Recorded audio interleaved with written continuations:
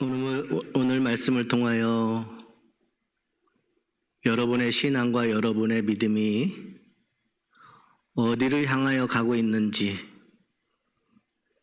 무엇이 신앙이고 무엇이 믿음인지를 복음을 통하여 확실히 깨달아지는 은혜가 있기를 주님의 이름으로 소망합니다. 우리는 신앙을 너무나도 왜곡하고 믿음이 무엇인지 모르면서 그것이 마치 믿음인 것처럼 살아가는 경우가 얼마나 많은지 모릅니다. 그래서 때로는 실망하고 넘어지고 주님 떠나기도 하고. 여러분, 한 아이가 있었습니다. 그 아이는 아버지가 저녁에 집에 들어오는 시간이면 항상 대문 앞에 나가서 기다렸어요. 이제 멀리서 아버지의 모습이 보이면 나가면서 외칩니다. 아빠. 그리고 힘껏 달려가 품에 안깁니다. 여러분들도 그러한 자식이 있었죠? 근데 지금은 조금 징그럽죠? 그게 인생이에요. 그런데 이 아이가 그랬다는 거죠. 저희도 보면 이때가 너무나도 행복했어요. 나를 위하여 달려오는 그 아이, 아빠라고 불러주는 그 소리, 뛰어와 품에 안겨는 그것, 너무너무 행복했죠. 아이들의 이러한 모습은 너무나도 사랑스럽고 진실합니다. 그런데 어느 날 아버지가 평소와 다른 모습으로 돌아왔습니다. 옷은 남루했고 얼굴은 지쳐 있었고 두 손에는 아무것도 들려있지 않았습니다. 선물도 기대하던 장난감도 아버지 손에는 보여지지 않습니다.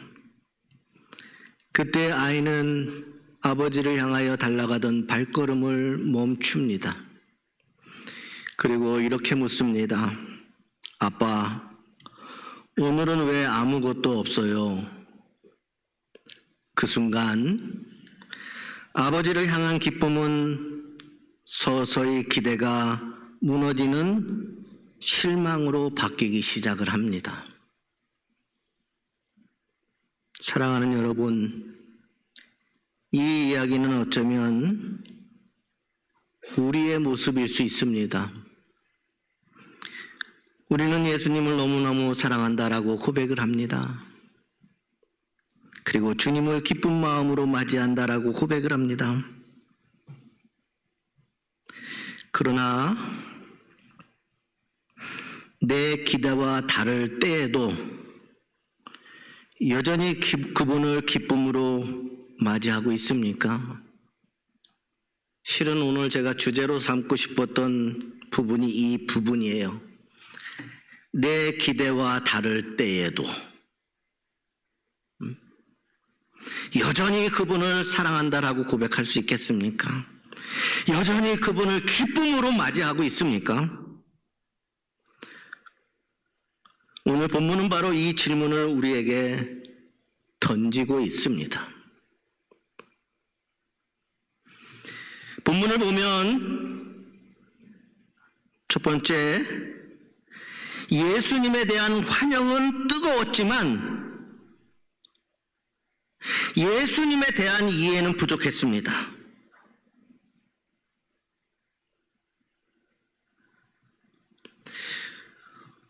오늘 본문은 예수님께서 예루살렘에 입성하시는 장면입니다. 수많은 사람들이 길에서 겉옷을 벗고 예수님 오시는 그 길에 그 옷을 다 펼쳤습니다. 종려나무 가지를 흔들며 그들은 외쳤습니다. 호산나 다윗의 자손이여. 이 장면은 단순한 환영이 아닙니다. 이 장면 속에는 오랫동안 그들이 기다려온 메시아에 대한 기대가 한꺼번에 터져 나오는 순간이었다라고 하는 사실이에요. 그들의 기대가 한 번에 터져 나왔다라는 겁니다. 사람들은 예수님을 왕으로 맞이하면서 이제 문제가 해결될 것이라고 하는 희망으로 가득 차 있었다는 사실이죠. 그러나 이 열광 속에는 중요한 영적 한계가 숨어져 있습니다. 그들은 예수님을 향한 열심은 있었지만 그분의 참된 사명을 깨닫지 못했다라는 것입니다. 신앙생활도 마찬가지입니다. 주님의 사명을 깨닫지 못하고 열심만 가지고 살아가는 신앙의 모습이 되지 않기를 주님의 이름으로 소망합니다.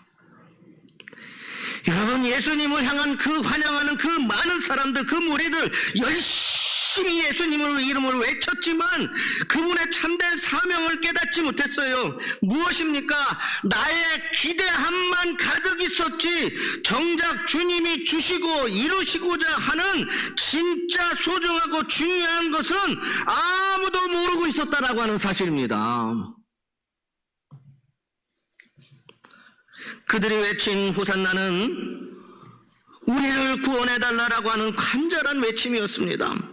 하지만 그들이 생각한 구원은 하나님의 뜻과 방향이 달랐다라고 하는 사실이에요. 그들이 기대한 메시아는 어떤 사람입니까? 로마의 압제를 무너뜨릴 정치적인 왕이었습니다. 민족을 회복시킬 강력한 지도자였어요. 자신들이 가지고 있는 현재적인 고통과 이 문제를 즉시 해결해 주실 능력자였다라고 하는 사실입니다. 결국 그들은 예수님이 이루실 하나님의 계획이 아니라 자신들이 기대한 그림만을 보고 있었다라고 하는 사실이에요. 이 모습은 우리에게도 전혀 낯설지 않습니다, 여러분. 우리는 예수님을 예배합니다. 우리는 주님을 찬송하고 우리는 주님 앞에 나와 기도합니다. 그러나 예배드리는 그 자리, 하나님 앞에 찬송도 올려드리는 그 자리, 기도하는 그 자리, 신앙의 중심을 들여다보면 주님보다 내 상황이 더 크게 자리 잡을 때가 있다라고 하는 사실입니다. 이 문제를 해결해 주십시오. 이 상황을 바꿔 주십시오.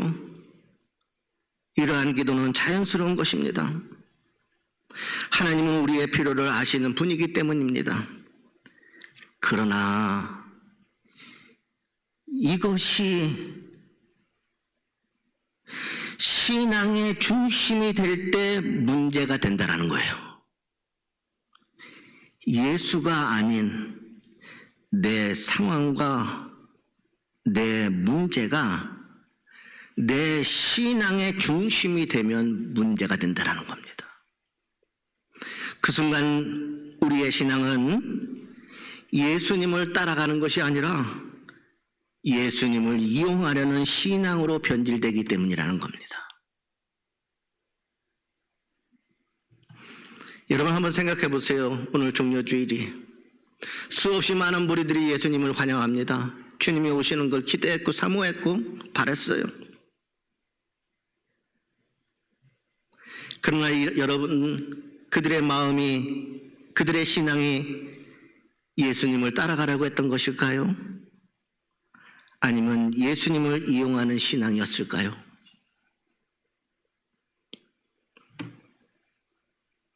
우리도 별반 다를 바가 없습니다. 사랑하는 여러분, 이 부분 잊지 마셨으면 좋겠어요. 신앙은 내가 원하는 결과를 얻기 위한 수단이 신앙이 아닙니다. 하나님이 이루고 계시는 뜻을 깨닫고 그 앞에 나의 삶을 드리는 게 신앙이에요. 그런데 우리는 지금도 원하는 결과를 얻기 위한 수단으로 신앙을 사용하고 있어요. 언제부터 원하는 결과를 얻는 것이 마치 신앙인처럼 믿고 살아가고 있다는 거예요. 여러분, 이것은 신앙이 아닙니다. 내 바람일 뿐입니다.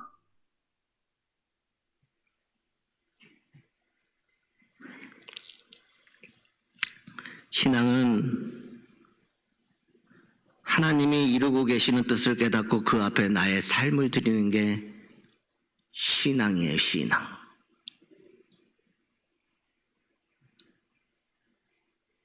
언제부터 우리가 이렇게 변질되었는지 모르겠어요. 내가 원하는 결과를 얻기 위한 수단으로 신앙생활을 하고 있다.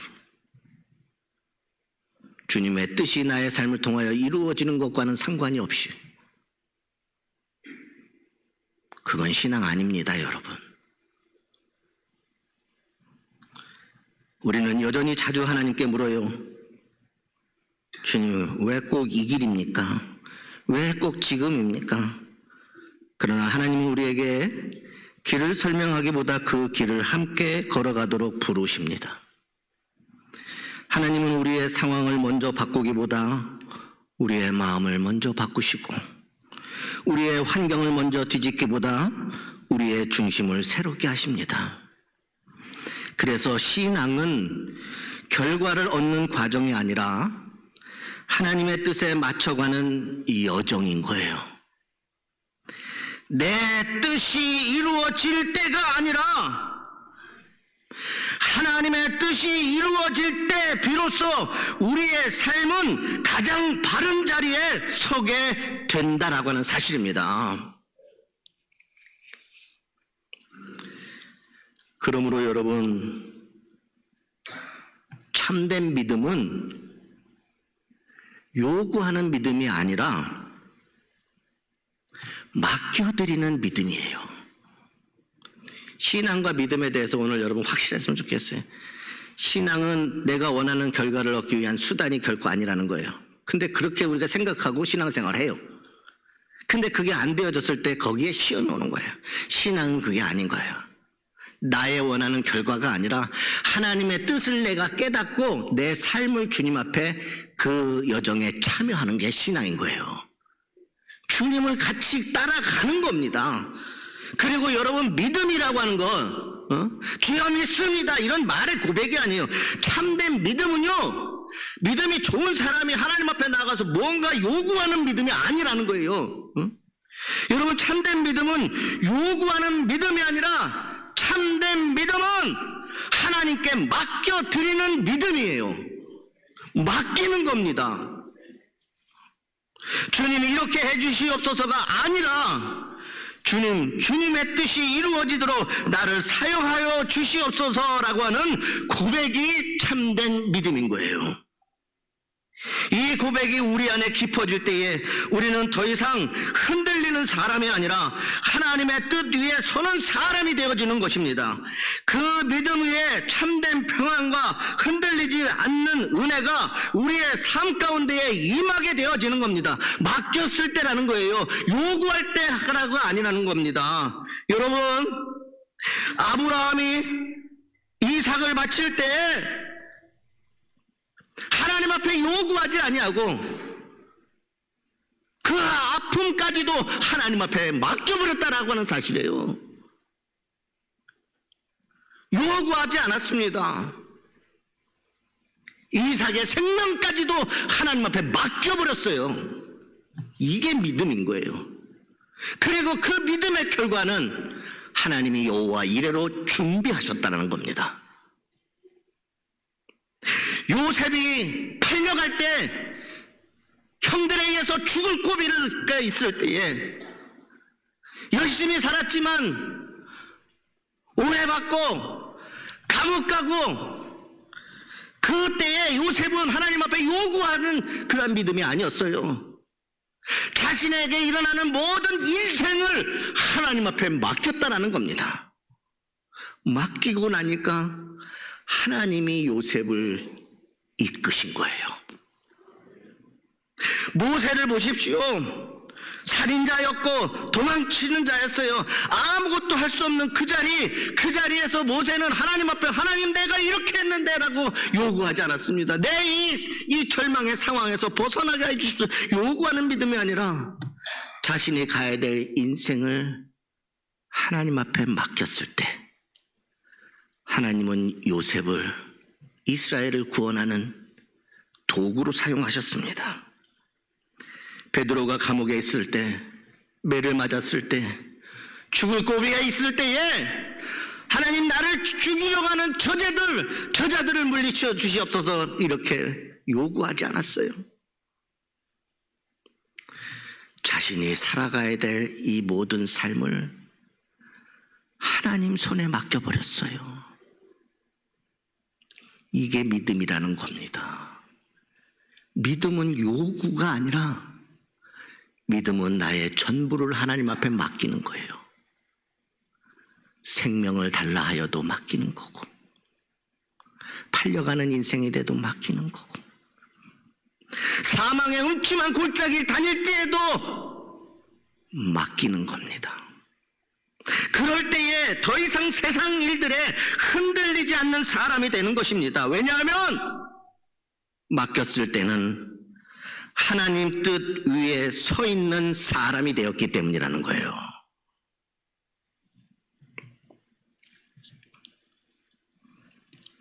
두 번째 본문을 보면 영광의 외침 뒤에는 십자가의 길이 있었다라는 거예요. 영광의 외침 뒤에 그들이 원하던 그 영광이 아니라 십자가의 길이 있다라는 겁니다. 우리는 계속해서 외칩니다. 호산나. 이 외침은 단순한 환호가 아니라 지금 이 순간 구원을 갈망하는 간절한 그들의 기도였어요. 이 자체는 옳은 것입니다. 왜냐하면 예수님은 분명 구원자로 오셨기 때문이라는 겁니다. 그러나 핵심은 이것입니다. 그들이 바라는 구원과 하나님이 이루는 구원이 달랐다라는 거예요. 예수님은 단순히 환경을 바꾸기 위하여 오신 분이 아닙니다. 여러분의 상황과 여러분의 문제를 바꾸기 위해서 오신 분이 아니라 죄의 근본적인 문제를 해결하시기 위하여 오셨다라는 겁니다. 그 근본적인 문제가 해결되어야 되는 거예요. 한 번의 상황, 한 번의 문제, 한 번의 어려움, 그것 바꾸는 정도가 아니라 그 근원적인 그 문제를 해결하시기 위하여 주님이 오셨다라는 겁니다. 그래서 그 길은 분명합니다. 십자가의 길, 고난의 길, 자기 희생의 길이었습니다. 이 길이 아니면 그 어떤 길로도 우리의 죄를 용서받을 수 없었고 우리의 영혼이 구원받을 수 없었기 때문입니다. 하나님의 구원은 반드시 이 길을 통과합니다. 십자가는 선택이 아니라 피할 수 없는 통로입니다. 하나님의 구원이 왜 반드시 십자가를 통과해야 하는지 성경은 분명하게 말씀하고 있습니다. 왜 십자가야? 왜 십자가야? 왜 반드시 십자가를 통과해야 하는지, 왜 하나님의 구원이 그렇게 되어져야 되는지 성경에서 뭐라고 말씀하시냐? 첫 번째, 죄의 문제는 대가 없이 해결될 수 없기 때문입니다. 대가 없이 해결될 수 없기 때문입니다. 성경은 죄의 싹은 사망이라고 로마서 6장 23절 말하고 있습니다. 죄는 단순한 실수가 아니라 하나님과의 관계를 끊는 문제이기 때문에 반드시 값을 치르는 길, 곧 십자가가 필요합니다. 두 번째, 하나님의 공의와 사랑이 동시에 이루어지는 길이기 때문입니다. 하나님은 죄를 그냥 넘어가실 수 없는 공의의 하나님이시고 동시에 죄인을 살리시는 사랑의 하나님이십니다. 이 두 가지가 만나는 자리가 그것이 십자가라는 겁니다. 세 번째는 사람이 스스로 구원할 수 없기 때문이라는 거예요. 선행이나 노력으로는 죄를 해결할 수 없습니다. 그래서 예수님께서 대신 값을 치르셨습니다. 십자가는 사람의 길이 막힌 자리에서 열려진 하나님의 길입니다. 십자가는 선택이 아니라 구원의 유일한 길입니다. 십자가는 고통의 상징이 아니라 하나님의 구원의 완성입니다. 그러므로 우리는 십자가를 피할 길이 아니라 붙들어야 할 생명의 길로 받아들여야 합니다. 하지만 사람들은 이 방식을 받아들이지 않았습니다. 그래서 얼마 지나지 않아 환영의 외침은 정반대로 바뀝니다. 예수를 십자가에 못 박으소서. 이렇게 변화된 이유가 무엇입니까? 예수님이 달라진 게 아니라, 여러분 잘 들으세요, 사람들의 기대가 무너져서예요. 사람들의 기대가 무너져서 호산나 다윗의 자손이여 외치던 그들이 예수를 십자가에 못 박으라 며칠도 되지 않아서 바뀝니다. 예수님이 달라진 것이 아니라 사람들의 기대가 무너졌기 때문이라는 거예요.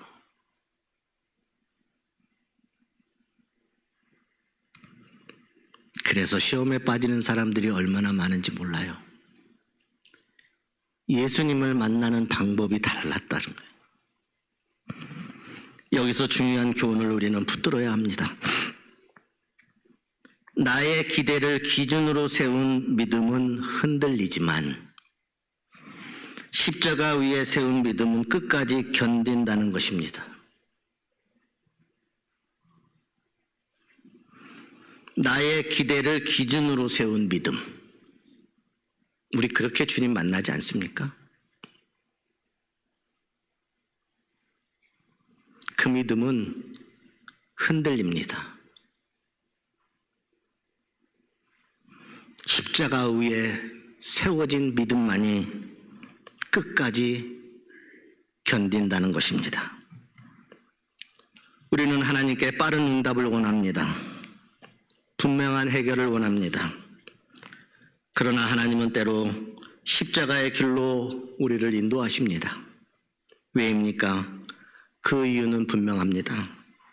우리를 무너뜨리기 위함이 아니라 더욱더 온전하게 세우기 위함이라는 겁니다. 예수님은 모든 것을 알고 계셨습니다. 환영이 사라지고 배신이 올 것을 아셨습니다. 그럼에도 그 길을 멈추지 않으셨습니다. 이유는 하나입니다. 나를 살리기 위해서입니다. 로마서 5장 8절에 우리가 아직 죄인 되었을 때에 그리스도께서 우리를 위하여 죽으심으로 하나님께서 우리에 대한 자기의 사랑을 확증하셨느니라. 우리는 편함을 구하지만 주님은 완전한 구원을 이루셨습니다. 그러므로 기억해야 합니다. 십자가 없는 영광은 없습니다. 고난 없는 부활도 없습니다. 마지막으로 본문을 보면 진정한 환영은 십자가를 따르는 삶입니다. 나무를 흔들고 옷을 깔고 외치는 것이 아니라 십자가를 따르는 삶입니다. 그렇다면 우리는 종료주일에 어떻게 주님을 맞이해야 합니까? 감정만으로는 충분하지 않습니다. 말로 드리는 고백만으로도 부족합니다. 참된 환영은 삶으로 드리는 순종이 있어야 합니다. 누가복음 9장 23절에 누구든지 나를 따르려면 자기를 부인하고 자기 십자가를 지고 나를 따르라. 예수님이 하신 말씀입니다. 이 말씀은 오늘 우리에게 선택이 아니라 삶의 기준입니다. 신앙의 기준이고 믿음의 자리입니다. 자기를 부인한다라고 하는 것은 내 뜻을 내려놓고 주님의 뜻을 중심에 두는 것입니다. 십자가를 진다라고 하는 것은 순종이 요구되는 자리에서 물러서지 않는 것입니다. 참된 신앙은 특정 순간이 아니라 삶의 과정 속에서 드러납니다. 기쁠 때뿐 아니라 어두울 때도, 응답이 있을 때뿐 아니라 기다림 속에서도, 길이 보일 때뿐 아니라 길이 보이지 않아도 계속해서 주님을 따르는 삶입니다. 종려주일은 단순한 기념일이 아닙니다. 여러분과 저와 저의 신앙의 방향을 점검하는 날입니다. 우리는 스스로에게 물어야 합니다. 나는 어떤 예수님을 따르고 있는가? 나는 어디까지 그 길을 따라가고 있는가? 편안함을 주는 예수님입니까? 아니면 십자가로 이끄시는 주님입니까? 사랑하는 여러분, 환영은 시작입니다. 따름이 완성입니다. 고백은 시작입니다. 순종함이 완성입니다. 믿음은 시작입니다. 십자가가 그 믿음을 증명합니다. 오늘 우리의 신앙이 환영에서 멈추지 않고 십자가까지 나아가기를 주님의 이름으로 소망합니다. 우리 함께 찬양하고 결단의 기도를 하나님 앞에 드리도록 하겠습니다.